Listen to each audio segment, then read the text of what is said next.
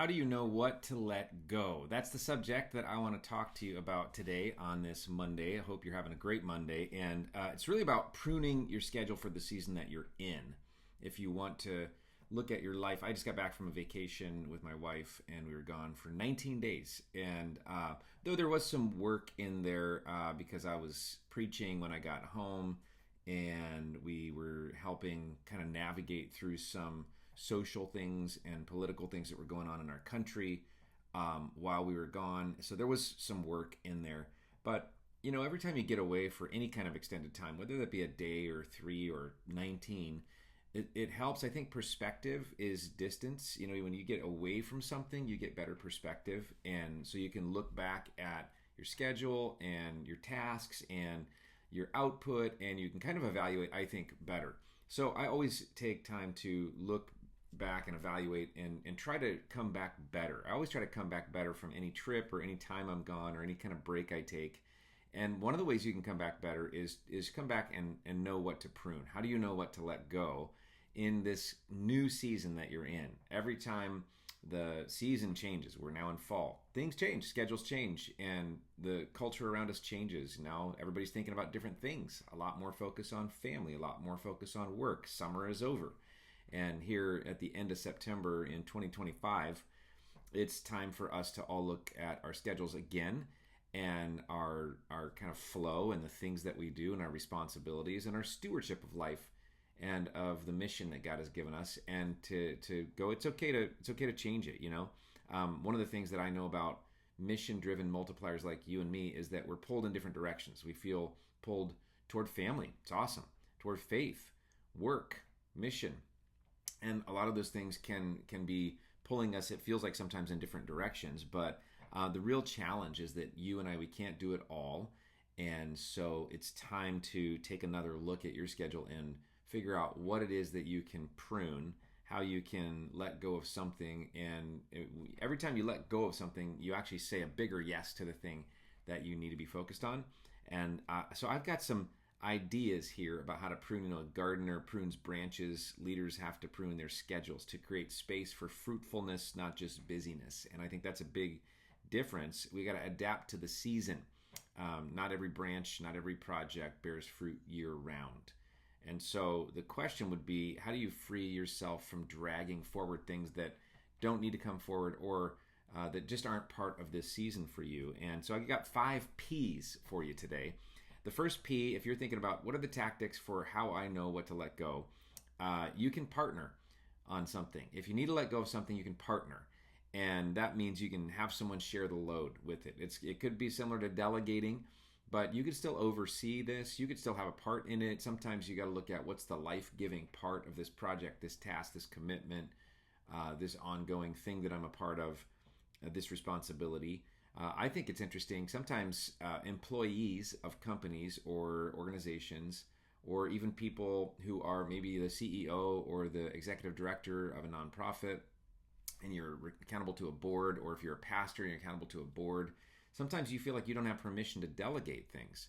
And I think, you know, it's at least worth an ask to the people that you're responsible to. If you're the head honcho, you can delegate anything that you want to, as long as it's appropriate and it doesn't, relegate your responsibility, and you're not giving away, vision and things like that.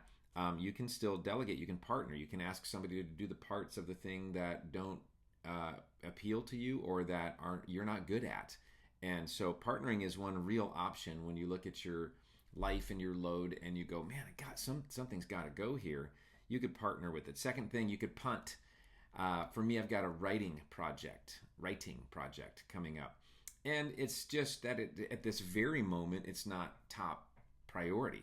So I'm punting it, meaning I'm pushing it forward like you would punt a football. You're going to move it forward into a different quarter. And that's exactly what I'm doing. I'm moving it forward to a different quarter. So this is quarter 4 of 2025. I'm moving this other project into quarter 1 of 2026 because our church is starting a 4th service on Saturday nights, and that's going to require a lot of my attention to really get it grounded. Now, by Q1, I anticipate at this point having things running, and I've been in the process of delegating some stuff. So I can punt the writing project knowing that there's option for me to re-engage with it when I'm ready. And the third P is pivot, meaning maybe you change direction on it. You release what no longer serves the mission. You can take another look at this project, this task, this responsibility, this relationship.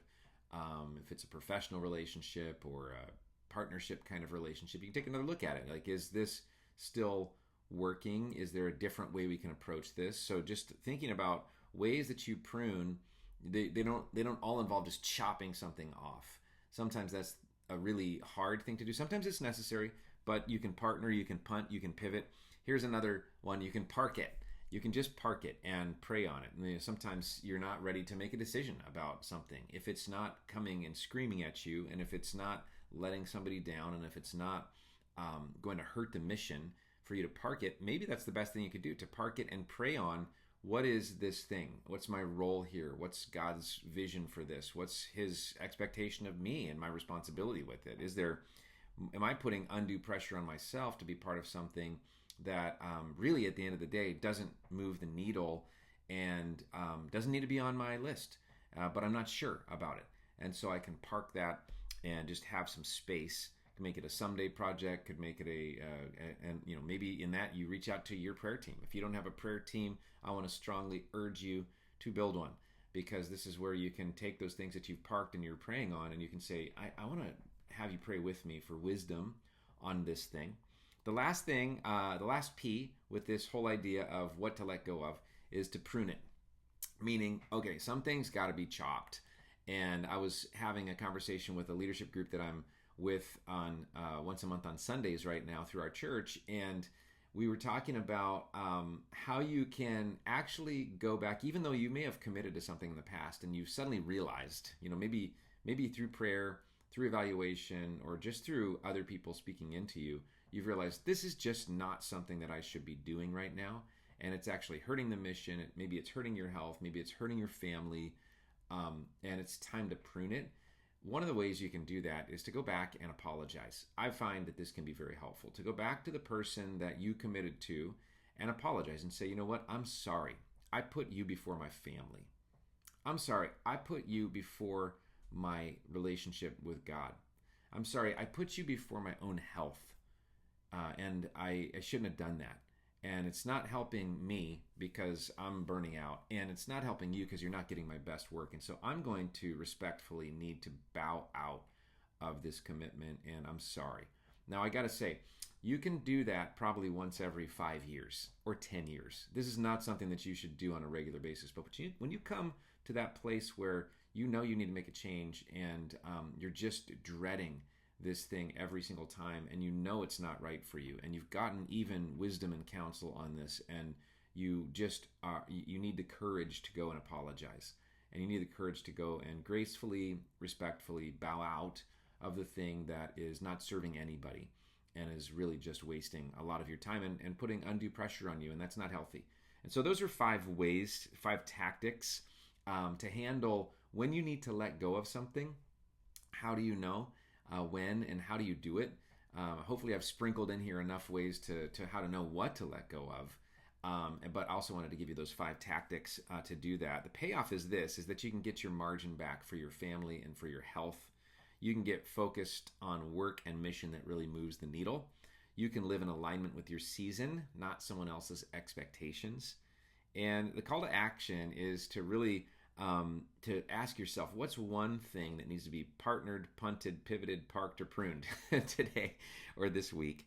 And look at that and go, well, what bucket does that belong into? How do I take action on that and really make a difference in my own schedule? And you'll be better off for it, and so will everybody in your life, your family, your loved ones, your work associates, the people that report to you are going to be better off. The people that you serve, the organizations that you partner with, everybody's going to be better off because you're going to be bringing your best self when you can figure out how to let go of the things you need to let go of, to be in this season, not in the last season, not in someone else's season, in your season, your now season. How do you be in that? There's 5 tactics. I hope it's helpful for you. I hope you have an awesome week this week. God bless you.